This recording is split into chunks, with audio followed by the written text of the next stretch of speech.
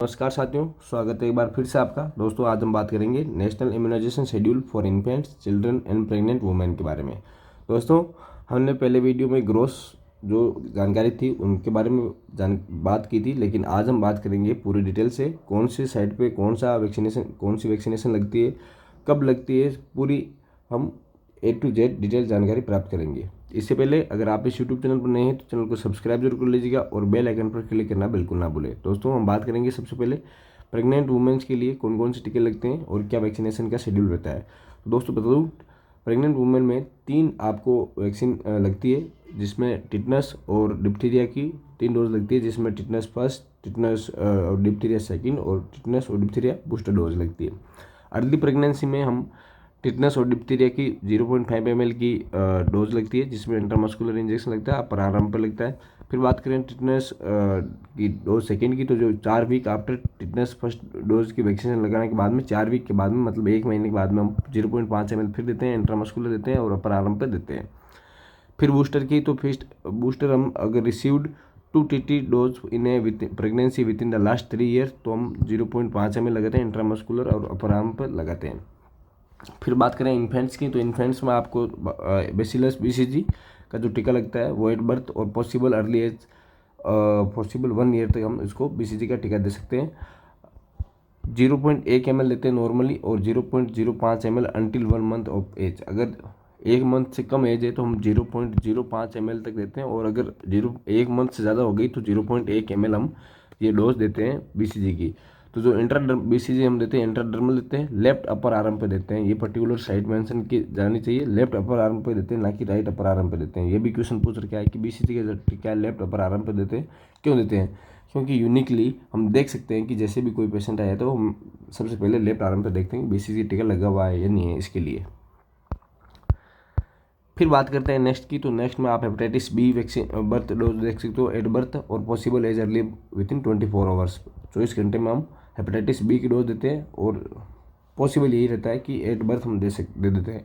0.5 ml देते हैं, intramuscular देते हैं, anterior lateral side of mid Thai, ठीक है ना, anterior lateral side of mid Thai, जहाँ पे बच्चे की वैक्सीनेशन कॉमनली होती है वहीं पे हम देते हैं। फिर बात करते हैं OPV की। OPV हम एट बर्थ और early as possible with in the first 15 days में हम दे सकते हैं, 2 ड्रॉप्स ओरल, जो वो भी साइड भी ओरल है। फिर बात करते हैं OPV फर्स्ट 2-3 की, तो 6 वीक पे, एक 10 वीक पे, एक 14 वीक पे हम OPV फर्स्ट डोज देते हैं, 2 ड्रॉप्स देते हैं ओरल, ठीक है। फिर बात करते हैं पेंटावेलेट की। पेंटावेलेट की 3 डोज लगती है, फर्स्ट 2 और 3। जो फर्स्ट डोज लगती है वो 6 वीक पे लगती है, सेकेंड डोज लगती है 10 वीक पे, और थर्ड डोज लगती है वो 14 वीक पे, और can be given till 1 year of the age. फिर बात करते हैं जो डोज है वो कितनी है, 0.5 ml लेते हैं हर बार, intramuscular anterior lateral side of mid thigh के हम लगाते हैं ये। फिर बात करते हैं न्यूमोकोकल कॉन्जुगेटेड वैक्सीन PCV की, तो 2 primary dose eight 6 week and 14 week, followed by booster dose 9 और 12 वीक पे। सबसे पहले हम 6 वीक पे देते हैं, फिर 12 वीक पे देते हैं, फिर उसको बूस्टर डोज देते हैं, 9 से 12 मंथ के बीच में हम बूस्टर डोज देते हैं PCV न्यूमोकोकल कॉन्जुगेटेड वैक्सीन की PCV की। तो जो डोज रहती है वो 0.5 ml रहती है, इंट्रामस्कुलर रहती है, anterior lateral aspect of mid Thai में हम देते हैं। फिर बात करते हैं रोटावायरस की। रोटावायरस की जो डोज रहती है वो 3 डोज रहती है, 6, 10 और 14 वीक पर हम देते हैं इसको। 5 ड्रॉप लिक्विड वैक्सीन होती है, 2.5 ml लिपोलाइज वैक्सीन, ओरल रूट रहता है इसका। फिर बात करते हैं IPV की, इनएक्टिवेटेड पोलियो वैक्सीन की, जो 2 फ्रैक्शनल डोज रहती है, एक 6 वीक पे रहती है और एक 14 वीक पे रहती है, जो 0.1 ml लेते हैं, intradermal 2 fractional dose, intradermal right upper arm पे देते हैं, ठीक है। इंट्राडर्मल देते हैं, राइट अपर आर्म पे देते हैं, ना कि लेफ्ट अपर आर्म पे। लेफ्ट अपर आर्म पर हम BCG की वैक्सीन देते हैं। फिर बात कर रहे हैं मीजल्स और रूबेला की, तो मीजल्स और रूबेला का जो फर्स्ट डोज है वो 9 मंथ कंप्लीट होने पर देते हैं या 12th मंथ पर देते हैं। Measles can be given till 5 year of the age. हम 5 साल तक भी मिजल दे सकते हैं। जो डोज रहती है वो 0.5 ml रहती है, सब क्यूटेनियस देते हैं मिजल्स की डोज, और राइट अपर आर्म पर हम मिजल्स की डोज देते रहते हैं। फिर बात करते हैं जापानीज एन्सेफेलाइटिस की। जापानीज एन्सेफेलाइटिस की जो हम डोज देते हैं वो फर्स्ट डोज देते हैं 9 मंथ कंप्लीट होने पर, और या 12th मंथ तक हम दे सकते हैं। 0.5 ml देते हैं, सब क्यूटेनियस देते हैं, लाइव एटेन्यूएटेड वैक्सीन होती है जापानीज एन्सेफेलाइटिस की, जो कि हम लेफ्ट अपर आर्म पर देते हैं, सब क्यूटेनियस देते हैं, ना कि इंट्राडर्मल देते हैं, ये भी याद रखना आप, ठीक है। या फिर हम इंट्रामस्कुलर किल्ड वैक्सीन होती है वो इंट्रामस्कुलर देते हैं, जापानीज एन्सेफेलाइटिस की 2 प्रकार की वैक्सीनेशन आती है, किल्ड और लाइव। लाइव को हम सबक्यूटेनियस देते हैं, किल्ड को हम इंट्रामस्कुलर देते हैं। इंट्रामस्कुलर देते हैं उसको anterior lateral aspect of mid Thai देते हैं, किल्ड वैक्सीन को, ठीक है। फिर बात करते हैं विटामिन ए की फर्स्ट डोज की। विटामिन ए की फर्स्ट डोज 9 मंथ कंप्लीट होने के बाद में हम देते हैं मिजल्स और रूबेला के साथ 1 ml 1 लाख यूनिट देते हैं ओरल, ठीक है ना। फिर बात करते हैं डीपीटी की। फॉर चिल्ड्रन में डीपीटी फॉर चिल्ड्रन जो बूस्टर डोज होती है वो होती है, फर्स्ट बूस्टर डोज वो 16 से 24 मंथ के बीच में होती है। 0.5 ml देते हैं intermuscular anterior lateral side of mid Thai.